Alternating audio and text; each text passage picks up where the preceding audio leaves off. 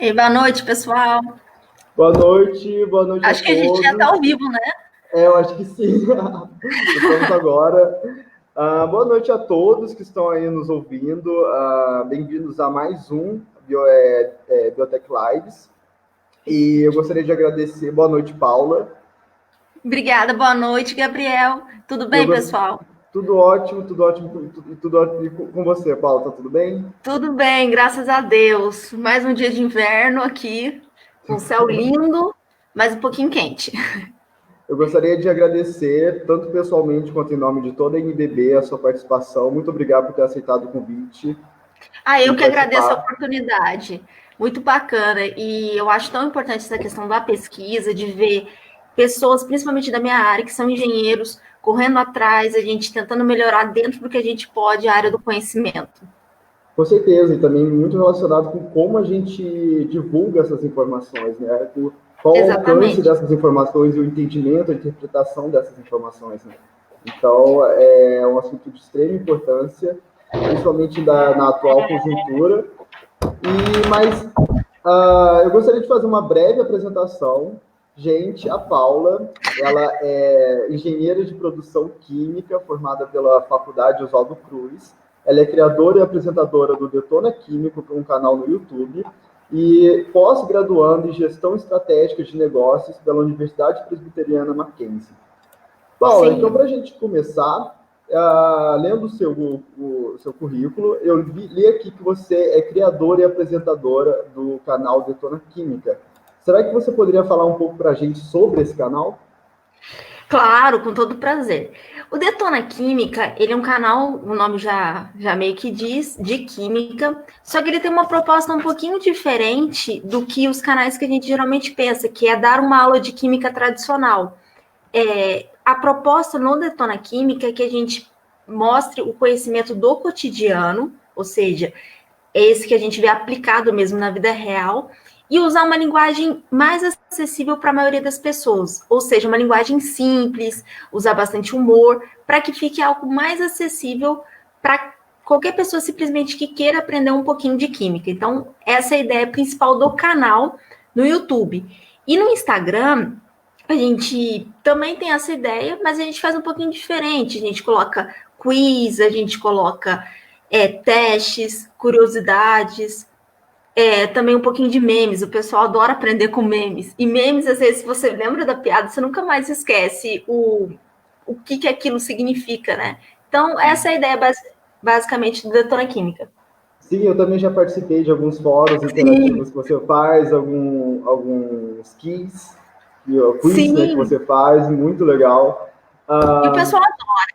E é muito engraçado, porque teve uma vez que eu encontrei uma professora nossa, que foi a nossa professora de História da Arte.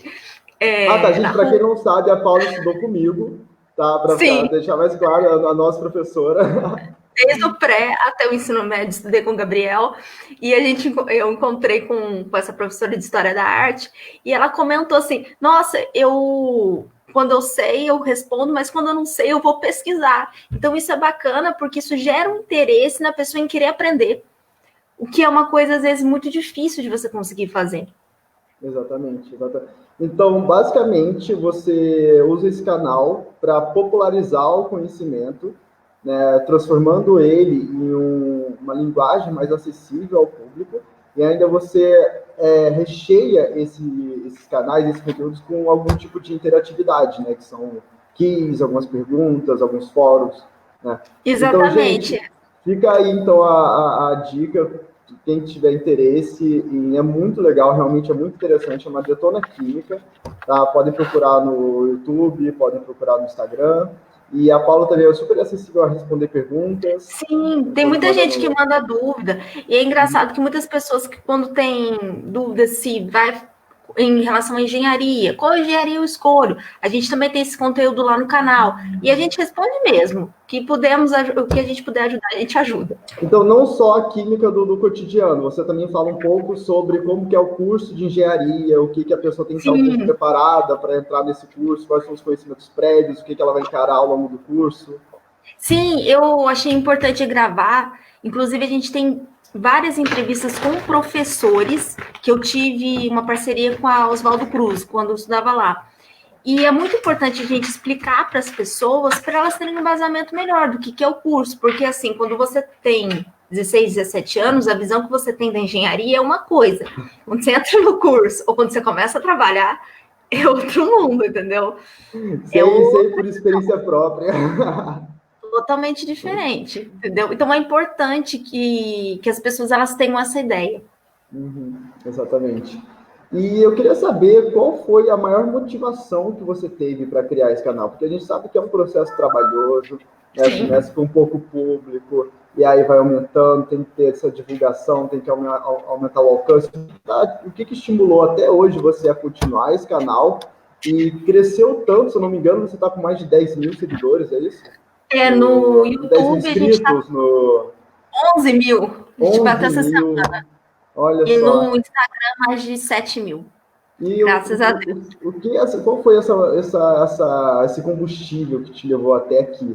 E ainda está te levando mais para longe, né? Olha, na verdade, assim, começou meio que numa brincadeira, não foi nada assim, eu vou criar um canal de química e vou crescer. Não foi muito essa ideia, não. Foi uma coisa mais para me divertir, tanto que começou mais com um formato de aula, mas depois eu fui gostando, assim, de fazer, principalmente associado ao cotidiano, porque eu via que não tinha tanto conteúdo assim na internet. Então eu falei, uma coisa bacana. E essa ideia de brincar com o cotidiano surge muito das aulas de monitoria, né, Gabriel? Eu era monitora de química na época de escola. Isso, das aulas de química da professora Marita. Isso. Exatamente. E eu reparava ela me ajudou muito em química. Agora, nossa, era muito bom, né? A Paula foi uma das responsáveis por hoje eu ser formado em engenharia bioquímica. Nossa, Paula, Gabriel, a gente ralava para fazer as provinhas da Marita. Mas era assim, era muito bacana, porque eu sempre tentava trazer alguma coisa muito ligada à área prática para a pessoa entender. Por exemplo, o conceito de mol. É muito abstrato. Quando você tem 15, 16 anos, falar um monte de moléculas, de átomos, de íons. Agora, quando você consegue jogar para algum conceito que seja realmente do seu dia a dia, as coisas melhoram muito. E aí eu comecei com essa ideia do canal, foi a primeira ideia que eu tive. Aí fui gravando, o pessoal foi gostando. Depois eu fui para Oswaldo Cruz, no terceiro ano de faculdade. Eles conheceram o meu trabalho, aí surgiu a ideia do patrocínio, que foi bem bacana. A gente fez uma parceria, entrevistava os professores, podia usar o laboratório, então ficava o estúdio deles também, eu gravei bastante lá. Então era bacana, porque informações de dentro de uma faculdade é bem como é que eu vou falar? Tem bastante credibilidade, né? Com certeza, além de toda a estrutura que fica acessível, né? Para você construir os seus vídeos. Com certeza.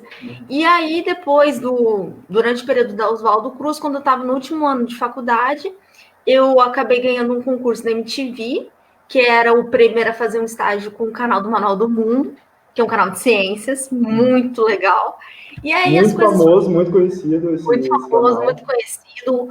Uma empresa incrível, incrível, e que é muito bacana ver o trabalho que eles fazem. Eles têm uma proposta muito similar à minha, apesar de ter algumas diferenças. Aí eles focam mais nas ciências no geral, embora o meu foco no meu canal seja mais para química. Então foi muito bacana essa experiência.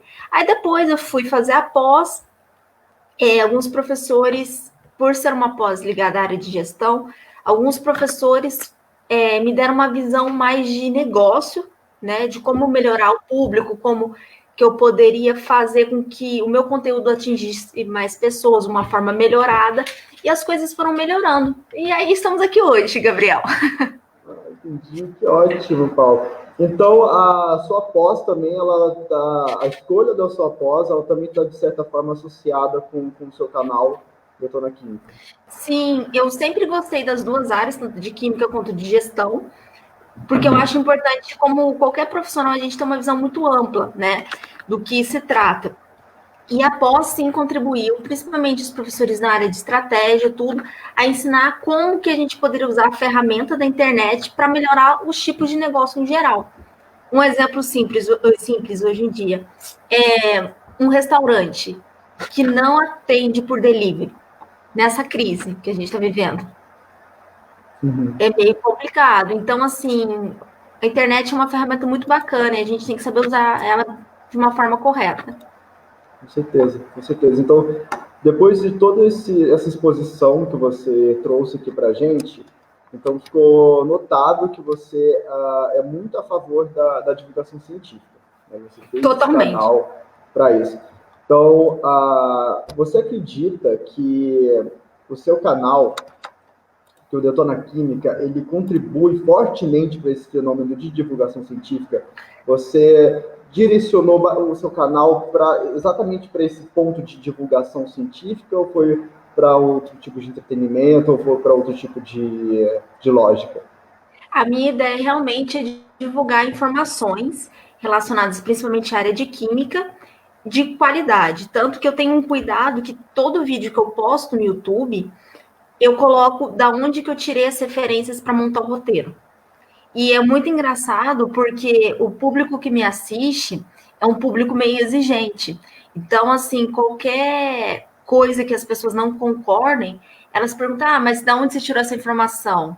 Tem comprovação do que você está falando? Então, eu sempre procuro colocar aquilo, porque eu até brinquei com um aluno meu esses dias. Na química, o que é um fato é um fato. Então, por exemplo, água no Brasil tem que ser igual à água ali do Japão, H2O. Não é opinião, é fato. Então, a gente tem que tomar muito esse cuidado.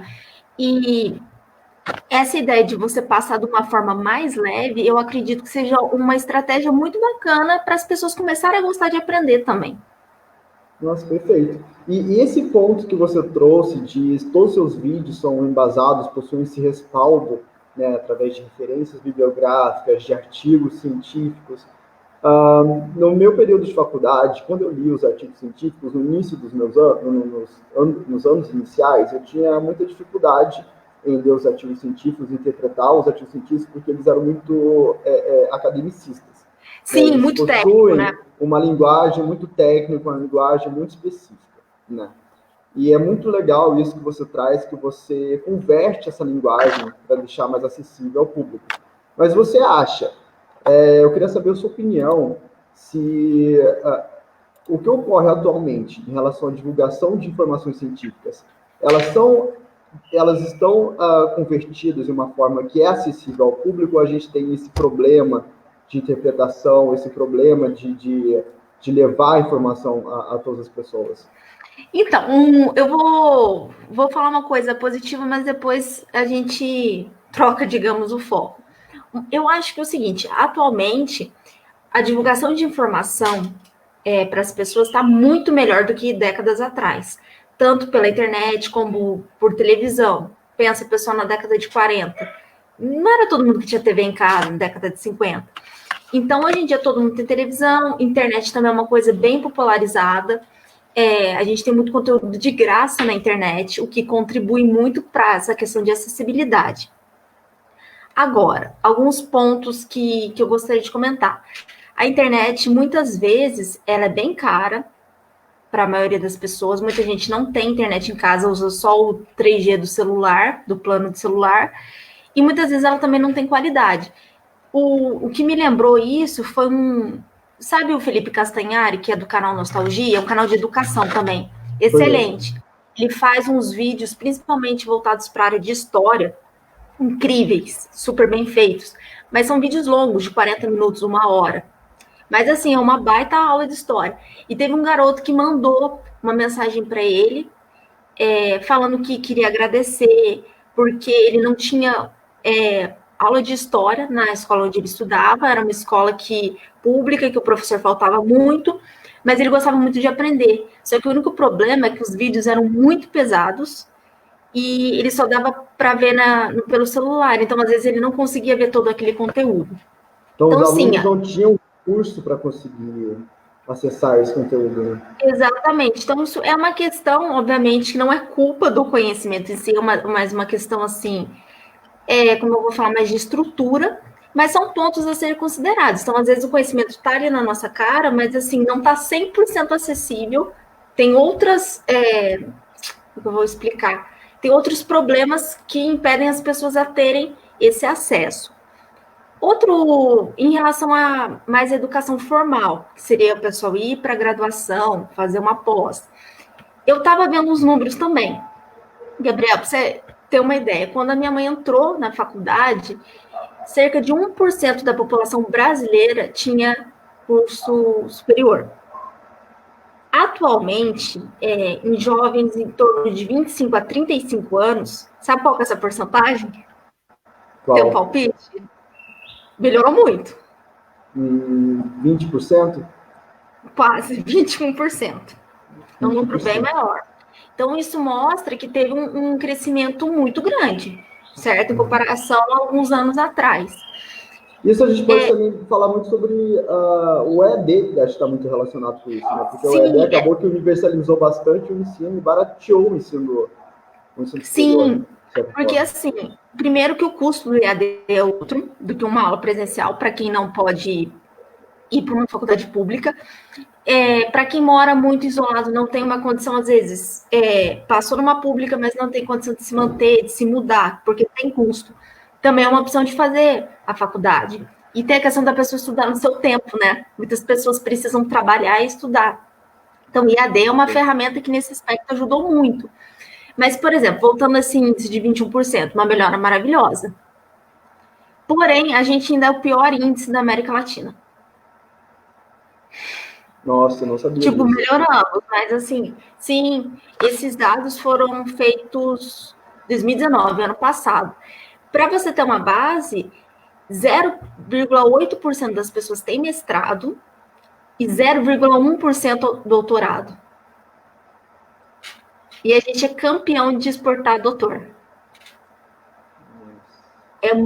São números assim que chocam. Então, assim, eu fico muito feliz de ver que as pessoas estão conseguindo ter mais acesso ao ensino superior, isso é muito importante. Mas isso precisa ser ampliado. Com certeza. Isso é a longo prazo, né? Não é uma coisa para amanhã. Com certeza.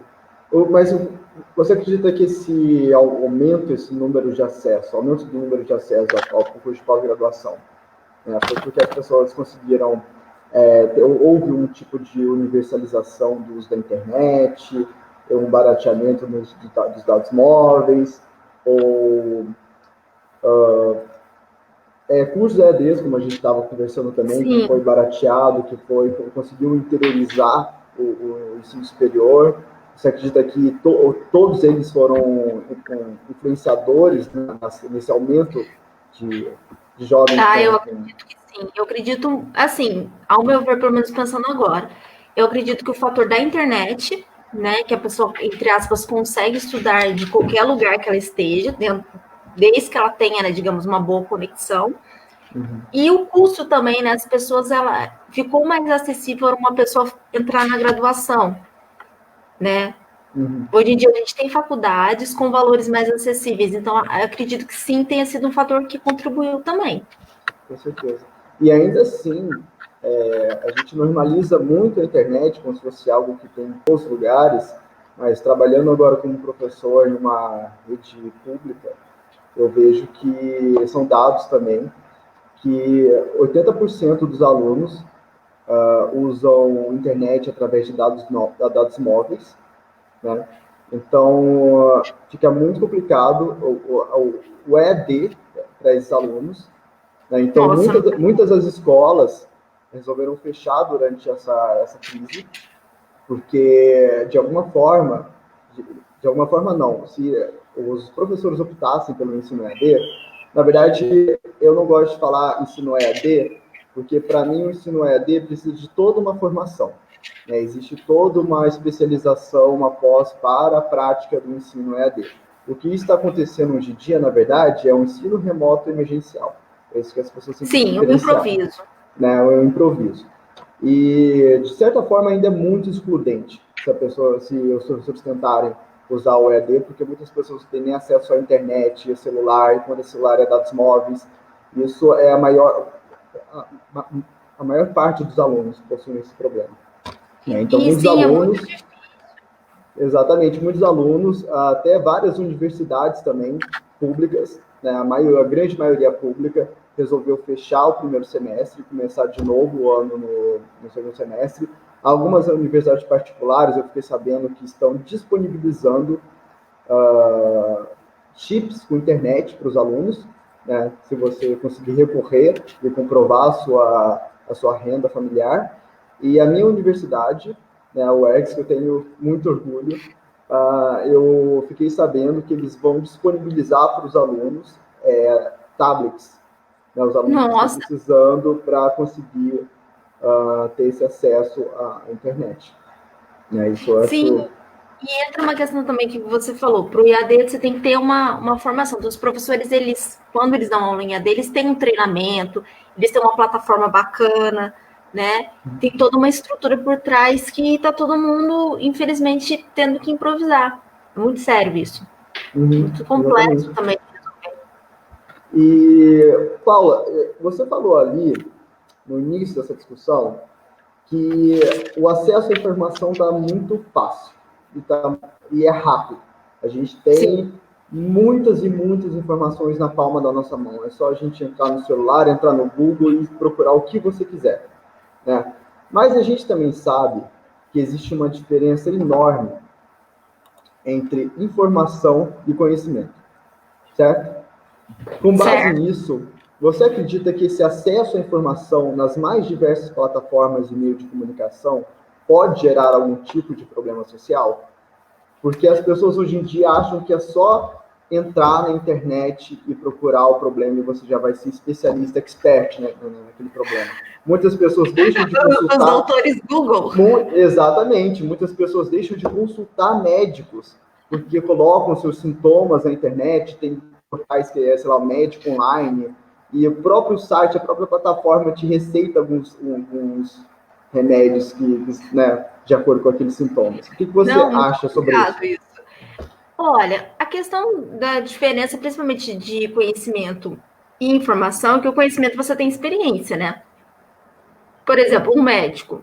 O médico ele tem vivência na área, ele sabe os diagnósticos, ele já passou provavelmente por outros pacientes com diagnósticos parecidos com o seu, então ele tem uma experiência para falar assim, sua dor de cabeça é uma dor de cabeça comum ou é um tumor. Porque assim, você joga dor de cabeça no Google, às vezes aparece, tumor cerebral, você só tá com uma enxaqueca. Então, assim... Olha, eu não vou ser hipócrita, eu já fiz muito isso, já fiquei várias vezes apavorado, graças a Deus, nunca foi nada muito sério. Não, então, e tem um médico amigo meu, uma vez ele contou que ele chega, que muitos pacientes já chegaram no consultório dele e falaram assim, olha, eu tô com tal sintoma e é tal doença. Aí, olha, o médico falou assim, por que você veio aqui? Você já sabe os sintomas, já sabe o que você tem que fazer para tratar? Você quer saber mesmo a minha opinião? Aí a pessoa fica sem graça. Então, essa questão, por exemplo, informação, ela é bem bacana. O conhecimento é mais como você vai aplicar, né? Dentro daquela questão que você está tentando resolver. E tem um ponto também, a informação tem que ser uma informação verdadeira, né? Porque hoje em dia, qualquer pessoa, teoricamente, ela entra em um site, alguma coisa, um Wikipédia da vida, e gera uma informação ali que pode ser verdade só na cabeça dela, não tem comprovação nenhuma. Entendi. E para você, qual que é o maior problema que isso pode causar? Olha, primeiro, assim, que vem à minha mente é a questão da ansiedade e do estresse, né? Porque, por exemplo, a pessoa, em relação a doenças, por exemplo, quando a pessoa pesquisa doença, a pessoa já acha que tá morrendo e não tá, às vezes, entendeu? Às vezes é uma dor de cabeça comum. Então, assim, você assusta, você acredita naquela informação e ela, às vezes, não é verdade. Então, assim, gerar um estresse seria um ponto. Outro aspecto que eu acho meio negativo é as pessoas tomarem como verdade algumas fake news, né, que a gente vai falar daqui a pouco, como verdade, e aquelas fake news podem afetar a sua saúde, ou afetar a saúde de alguém que você conhece, porque você acredita naquilo. Exemplo, a ideia lá da manga com leite, da época da escravidão. Uhum. Tem gente até hoje que não toma manga com leite porque acha que vai morrer. Ou que gargarejar limão mata o coronavírus. Então, eu vi uma também muito complicada, que era um cara, pelo Facebook, ele falando que ele tinha descoberto um modo de evitar o coronavírus, principalmente matar o coronavírus se a pessoa estivesse infectada, que era inalando cloro. Quase que eu respondi pro cara Eu assim, acho olha, isso bastante problemático. pensaram na Segunda Guerra Mundial, matou mesmo, mas matou gente, não foi o coronavírus. Não foi o vírus. Vai matar o vírus também se matar a pessoa, né? Infelizmente. Eu não sei se E viu olha também. como isso é danoso, porque realmente pessoas acreditam nisso.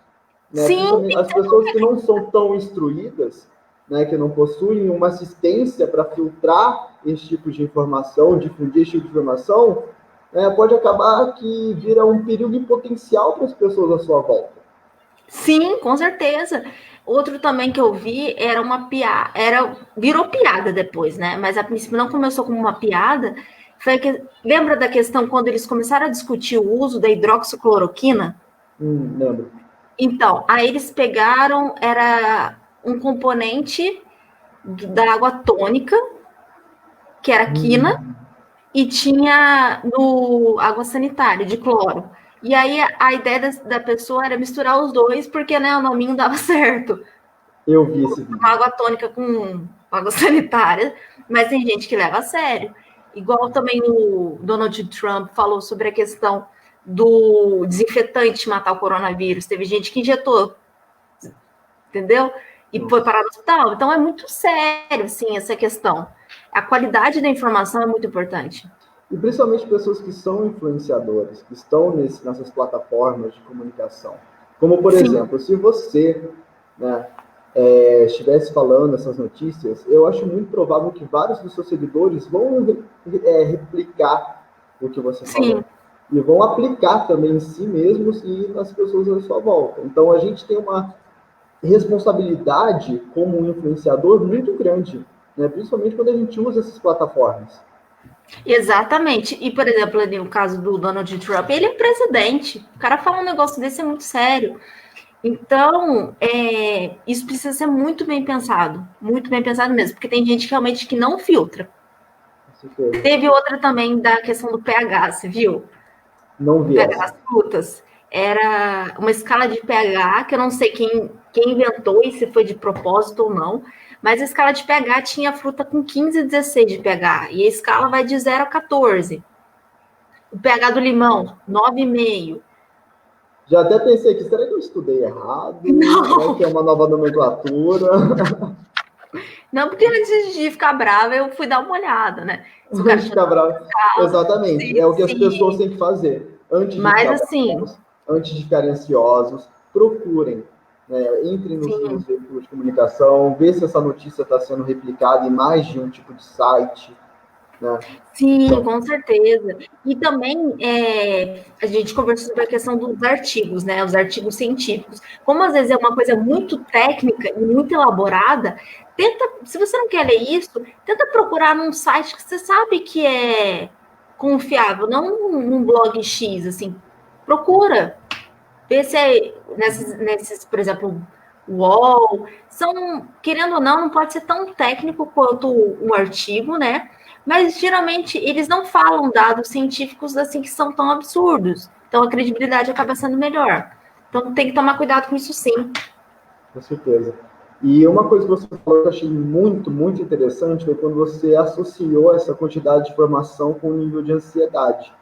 Né? Sim. E é impressionante, porque por coincidência, o Brasil é o país mais ansioso do mundo, com o maior uso de ansiolíticos. Né? Sim, ontem tive uma live, quem quiser assistir depois, está lá no Instagram do Detona Química com uma psicóloga. Foi até, a intenção da live foi porque esse número me assustou muito, inclusive o número de seguidores que teve algum problema de estresse, ansiedade e depressão durante esse período de pandemia e não procurou ajuda foi muito alto, então a gente optou por fazer uma live nesse sentido. E realmente a gente é o país mais ansioso do mundo. Em relação à depressão, a gente é o segundo maior. A gente só perde para os Estados Unidos. E assim, o excesso de informação, ainda mais quando ela não tem uma qualidade muito boa, é muito complicado. Você todo dia abre o seu WhatsApp e vê a notícia, tantos mil morreram, tantos mil infectados, número aumentando, você vai ficando nervoso. Com certeza. As pessoas já estão numa situação de vulnerabilidade, né? Já estão encarceradas em casa, e a gente sabe que muitas pessoas, né, existem uma desigualdade social enorme, não são todas as pessoas que são contempladas com essas medidas de prevenção, tem pessoas que não podem ficar em casa, né, por questões socioeconômicas, e outras pessoas que estão em casa, passando por dificuldades e são bombardeados constantemente por essas notícias, realmente é um grande influenciador para esse aumento de estresse e depressão. Sim, com certeza. E a gente, às vezes, não sabe lidar com tanta notícia ruim em um período de tempo tão curto. Né? Isso é muito complicado. Com certeza, com certeza. E teve durante a sua fala, Paula, você falou sobre fake news. Sim, né? Um termo em alta. Exatamente, o termo em alta. Né? Eu queria que você falasse um pouco para a gente do que seria uma fake news e se existem tipos de fake news. Tá, certo. Fake news, na verdade, vem do termo inglês, né? Fake, que é uma coisa falsa, e news de notícia. Então, seria uma notícia falsa, uma notícia que não é verdadeira. Em relação aos tipos de fake news, tem alguns tipos, eu até pesquisei aqui, eu vou falar 4 que eu acredito que todo mundo já tenha visto. O primeiro é o conteúdo, o falso contexto. É quando você pega uma coisa verdadeira e joga num outro contexto nada a ver. Isso acontece muito com gente famosa. Pega uma frase que o cara falou há 3 anos atrás e joga num contexto agora, como se a pessoa tivesse falado aquilo para uma situação específica. E isso é um tipo de fake news. É uma informação verdadeira, mas manipulada, certo? Outro ponto que eu peguei aqui é o conteúdo fabricado, que, na minha opinião, é o mais cruel. O nome já ajuda, falando fabricado. É quando você realmente senta e cria uma notícia 100% que é mentira. Geralmente é com o intuito de você ferrar alguma coisa. Uma ideia, uma pessoa, um produto. Isso é bem malicioso, mas infelizmente a gente sabe que acontece. O conteúdo enganoso também é outro tipo de fake news. É quando você usa uma fonte falsa para...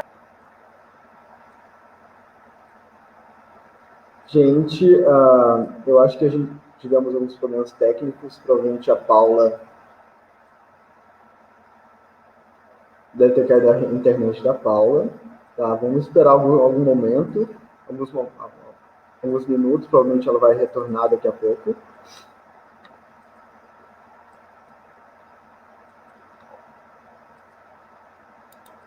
Enquanto isso, a equipe técnica aqui da MDB, eles estão tentando resolver o problema.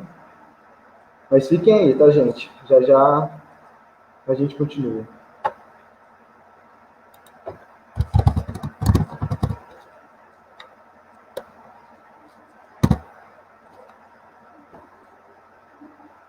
Tá, a gente tem uma pergunta aqui, eu vou colocando aqui na live, tá? Para a gente ir conversando um pouco sobre ela até a Paula chegar e dar a sua opinião também. Essa pergunta é da Natália Dias. Você acredita que as fake news estão ligadas ao aumento de casos de Covid-19 no Brasil e ao desprezo da população pela ciência? Bom, eu não sou entrevistado, né, mas eu vou dar a minha opinião sobre isso, até a Paula conseguir entrar de novo. Mas quando a Paula falou sobre alguns governantes e quando eu falei sobre influenciadores que usam as plataformas digitais para divulgar essa informação, quando eles usam esses meios para difundir esses casos, eles estão legitimando... Oi, gente, voltei. Aí, consegui voltar. Eu até estava começando a comentar essa questão, eu estava respondendo, dando a minha opinião até você chegar. Eu só vou então, só encerrar minha fala aqui. E eu estava falando que quando a gente estava conversando, você falou sobre até o Donald Trump, que deu aquele discurso errôneo sobre o Covid-19, ou quando influenciadores digitais falam sobre essas falsas notícias, eles estão, na verdade, legitimando essas notícias e legitimando esses atos que são contra as medidas provisórias estipuladas pela OMS E aqui as pessoas acabam que flexibiliza mais a quarentena, e as pessoas acabam perdendo a noção de periculosidade do vírus. Né? Se tem tantas pessoas, tantos influenciadores, né, falando que aquilo não é tão perigoso quanto a ciência, que já é bem mais inacessível do que um youtuber, né? O youtuber acaba tendo mais alcance que a ciência. Né? Então acaba tendo um impacto muito negativo. Né? Então eu queria saber também, Paula, a sua opinião sobre isso. Eu vou ler de novo a pergunta que é da Natália Dias. Ela fala assim: você acredita que as fake news estão ligadas ao aumento de casos do Covid-19 no Brasil e ao desprezo da população pela ciência? Olha, eu acredito que tem um impacto, sim. Por quê? Existem pessoas, inclusive, que acham que não existe coronavírus, que isso é uma invenção. Então, assim, isso já tem uma linha de pessoas que acreditam que é tudo mentira esse vírus. Eu gosto de chamar essas pessoas de negacionistas. Para mim, são a mesma vertente daquelas pessoas que não acreditam em vacina. Sim, tem gente que tem essa ideia que vacina não funciona. E assim, ok, tudo bem você não acreditar, mas pensa no que a gente está vivendo no mundo se a gente tivesse a vacina do coronavírus agora. A nossa realidade não ia ser essa, isso é porque está faltando uma vacina. Imagina se a gente não tivesse todas as vacinas e quanto que a ciência gastou, pesquisou e aprimorou todas essas vacinas. Então, assim, eu questiono meio isso. Eu acho que sim, fake news às vezes é uma coisa que atrapalha as pessoas se cuidarem. Outra também que eu vi, o pessoal usando álcool,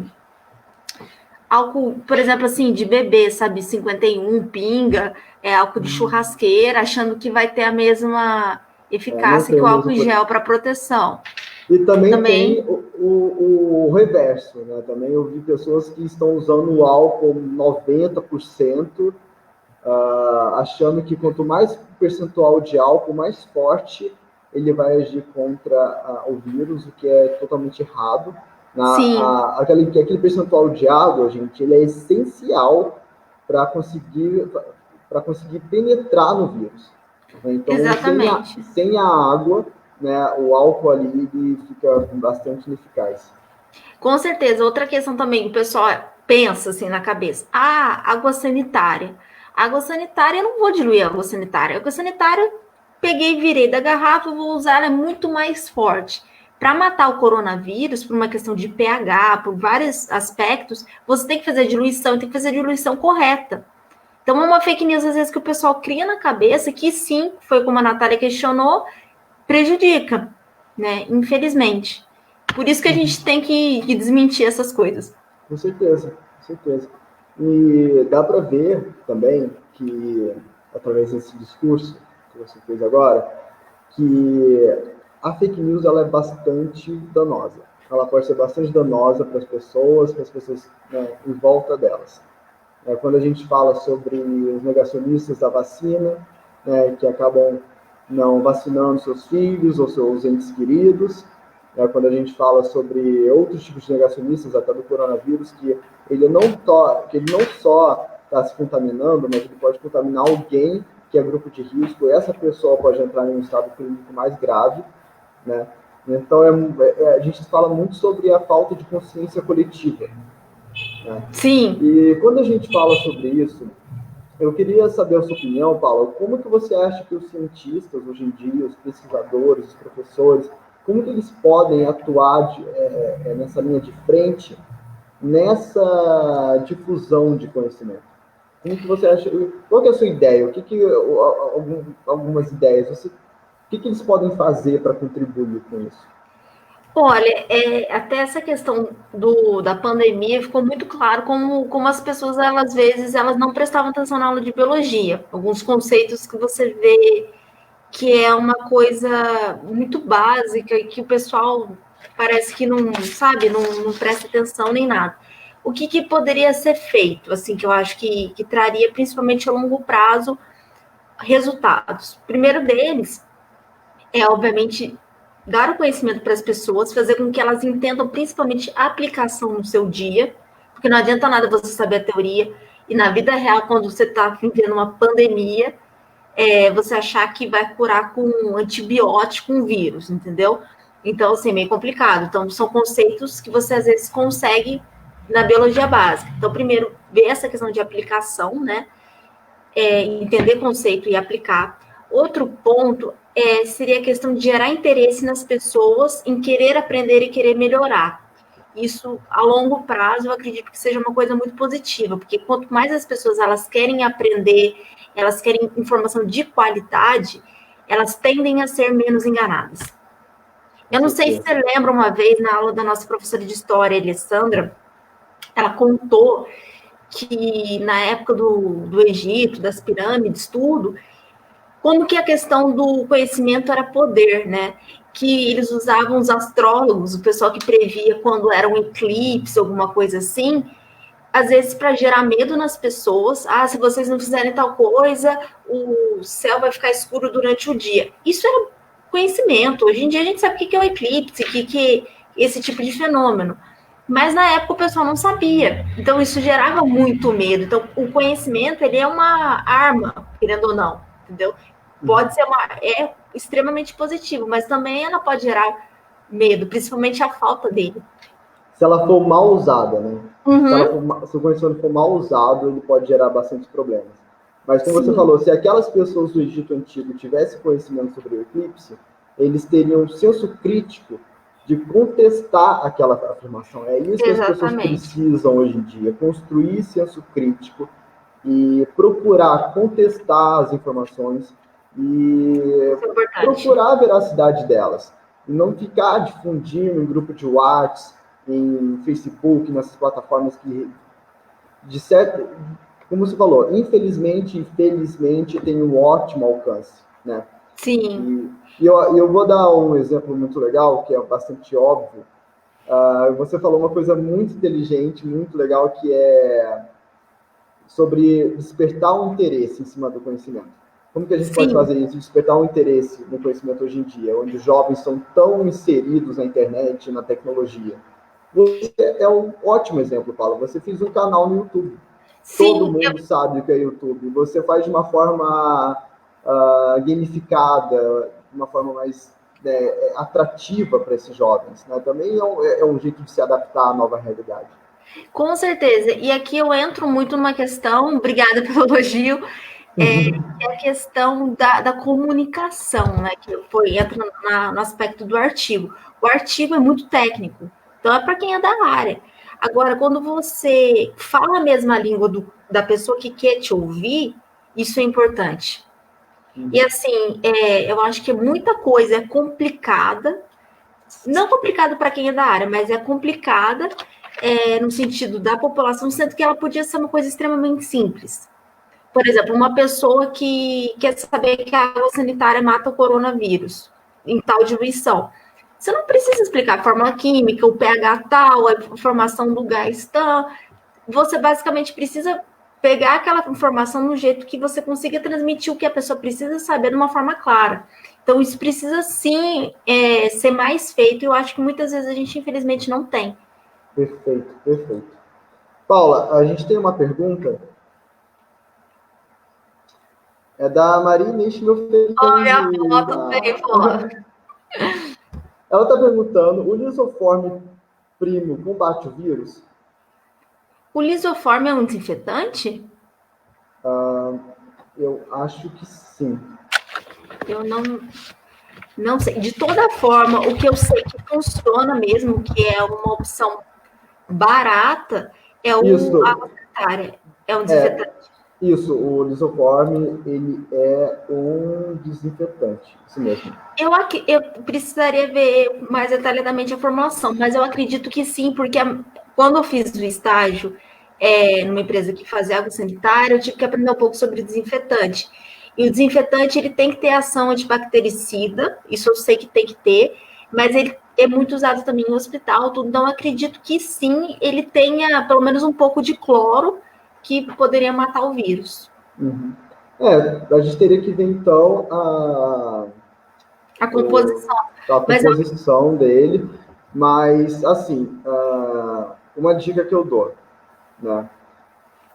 procurem usar aqueles itens que não são caseiros. Né? Não vamos pegar desinfetante, essas coisas, vamos pegar aqueles que são normalmente usados em hospitais também, são o que? O álcool gel, limpar bem a mão com sabonete, porque realmente sim, alguns desinfetantes podem atuar no combate, mas o problema é quando essa informação, olha, até a gente vai entrar num problema, né, de difusão de informação errônea, né? Imagina se você fala no seu canal que tal desinfetante ajuda no combate do coronavírus. Imagina se espalha uma notícia, repercute uma notícia enorme, falando sobre, a Paula falou que pode usar desinfetante que vai combater contra o vírus. Olha como também a interpretação dessa informação pode ser um ponto crucial. Com certeza. Aqui, ó, respondeu. O desinfetante bactericida. Eu acredito que sim. Eu acredito que sim, que não tem problema não. Teria realmente que olhar, mas para eu afirmar uma coisa dessa, eu teria que olhar o rótulo, teria que fazer uma coisa mais detalhada. Com certeza, é por isso que é sério. Quando a gente monta um vídeo, tem que pegar as fontes certinhas. Com certeza, com certeza. E, Paula, indo para a nossa última pergunta, eu gostaria da sua opinião em como orientar as pessoas a filtrar essa vasta gama de informação de acordo com a sua veracidade. Olha, o primeiro ponto que eu queria comentar, que também foi da live da psicóloga ontem, que eu achei uma dica bem útil, tá? Como aqui a gente já comentou em algumas questões mais para trás, o excesso de informação é muito complicado.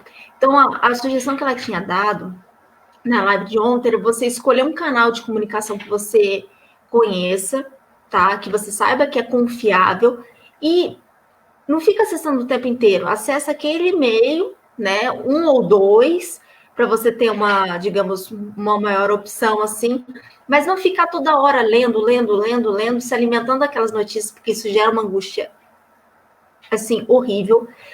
Outra coisa também que eu acho bacana é entrar no site do Ministério da Saúde, porque eles fizeram uma parte desse site só com fake news para desmentir, porque estava absurdo. E a gente sabe, Ministério da Saúde é uma página confiável. Então, assim, uma sugestão que eu dou em relação a cuidados, dá uma olhada em relação a isso naquele site que é bacana. Eu gostaria só de somar o que você falou, quando você falou do Ministério da Saúde. Eles também, eu acho que se você entrar no site deles é possível encontrar, eu não tenho comigo agora, encontrar o WhatsApp que eles fizeram um WhatsApp do Ministério da Saúde para você tirar dúvidas sobre qualquer notícia e qualquer fake news. Sim, porque estava demais, né? Uhum. É muito legal. Muito alto. E então assim, é um órgão muito importante que tem que ter credibilidade, né? Então, essa também seria a outra sugestão que eu dou. Na outra live também que a gente fez com a Janice, professora de biologia, que foi sua professora também, sobre fake news em relação ao coronavírus. Se você for parar para pensar mesmo, os cuidados básicos que você tem que ter são muito simples, né? Lavar a mão com água e sabão, usar máscara, higienizar produto. São cuidados básicos, muita gente acha que é bobeira, mas isso já ajuda. Se você fazer o básico, já te ajuda a prevenir muito problema. Com certeza. Não precisa estocar em casa. Lava sua mão, espera comprovar realmente, está em fase de teste, as pessoas estão estudando realmente se esse medicamento vai funcionar ou não, tá? Então, ainda não é uma verdade absoluta, tá? Acredita-se que sim, mas ainda não é comprovado. Esse vírus, o problema, né, é que muita coisa é nova. Uhum.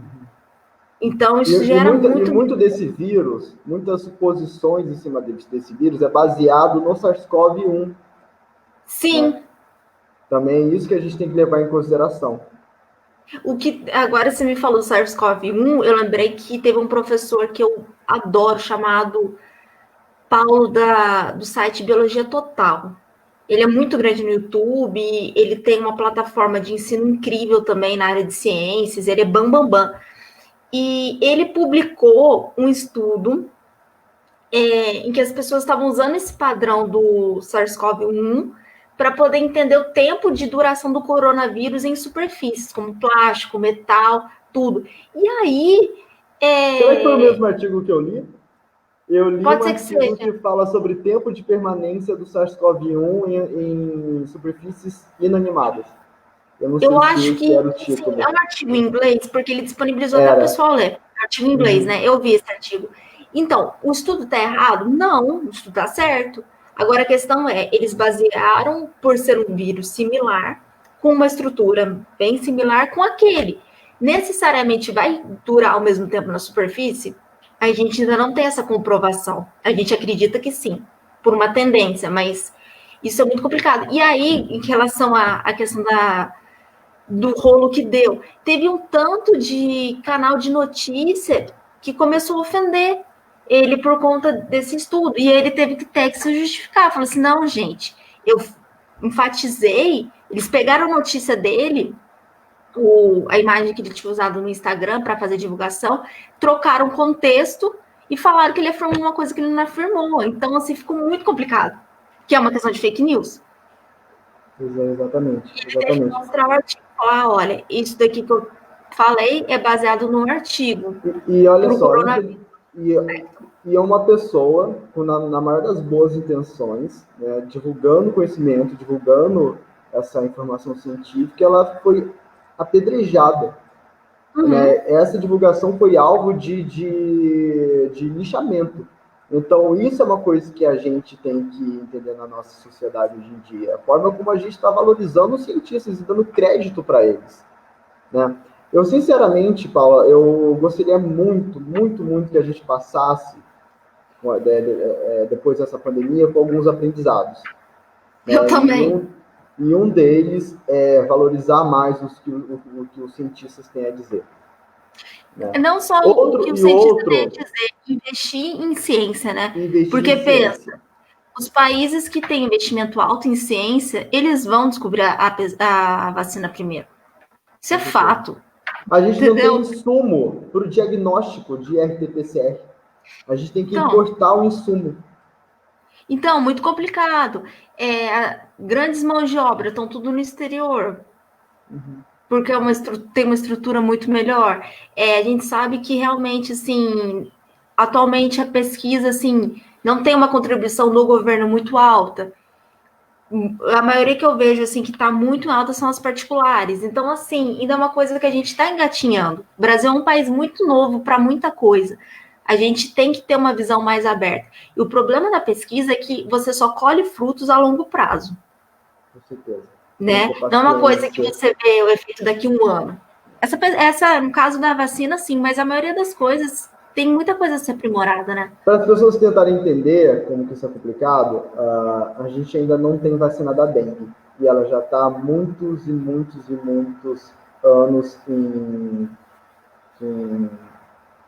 em testes ainda. Né? Então, uma vacina ela tem uma duração, uma média de 10 anos para ela ser descoberta. Né? A gente, por causa dessa corrida pela vacina, né, por causa dessa situação crítica que a gente está vivendo, alguns cientistas estimam que a gente tem a vacina no mínimo 1 ano e meio. Né? Eu vi esses dados, eu acho muito otimista.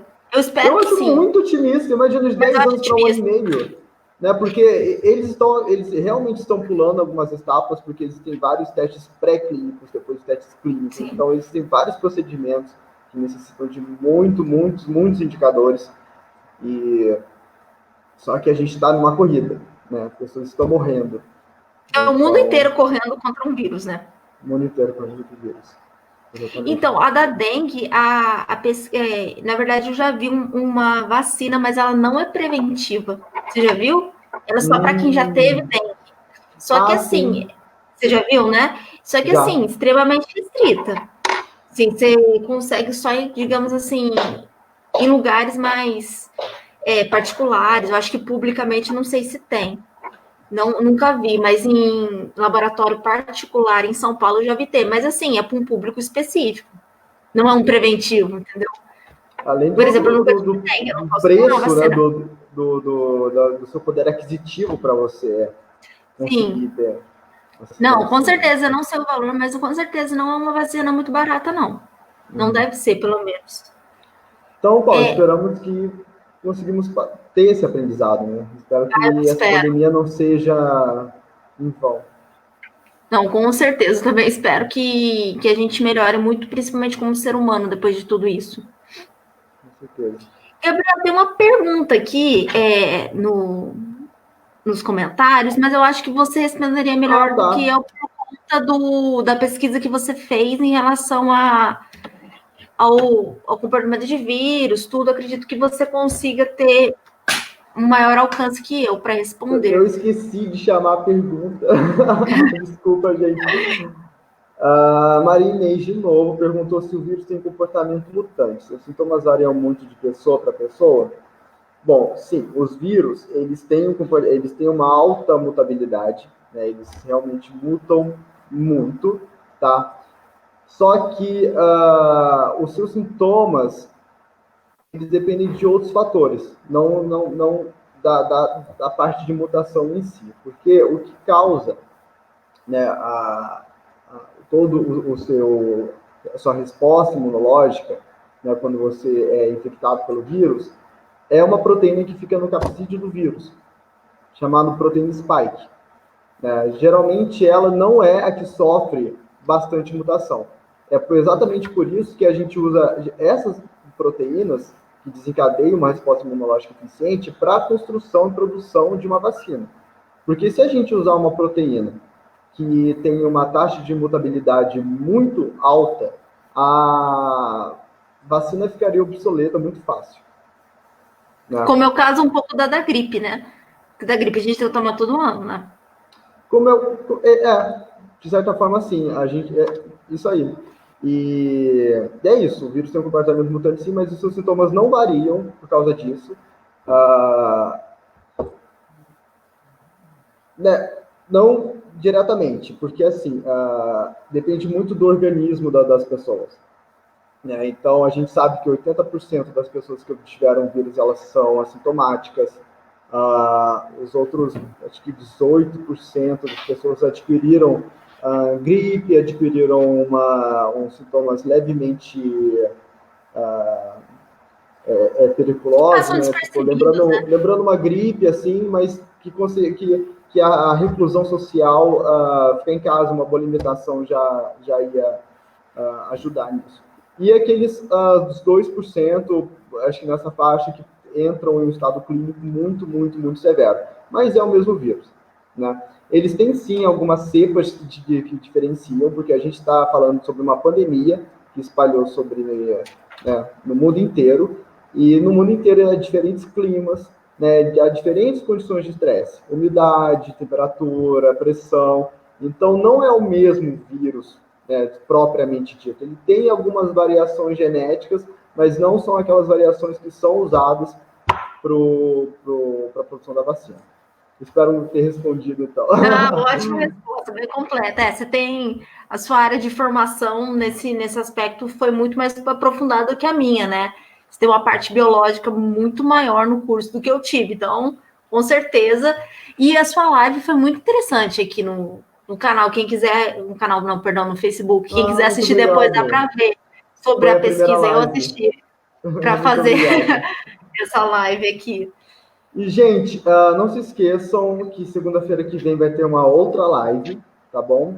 A gente ainda está confirmando com o nosso convidado, mas qualquer informação a gente vai divulgar para vocês ficarem atentos, tá bom? Para vocês ficarem informados. Ok, Paula, eu gostaria muito, muito, muito de te agradecer pessoalmente, porque foi ótimo te ver. Em nome de toda a NBB, a sua participação. Muito obrigado por ter disponibilizado e doado esse tempo aqui para compartilhar essas informações com a gente. Queria agradecer a todo mundo que está assistindo a gente. Muito obrigado. E eu também queria agradecer pelo convite. É muito bacana a gente poder trocar informação, fazer realmente com que esse conhecimento chegue para mais pessoas.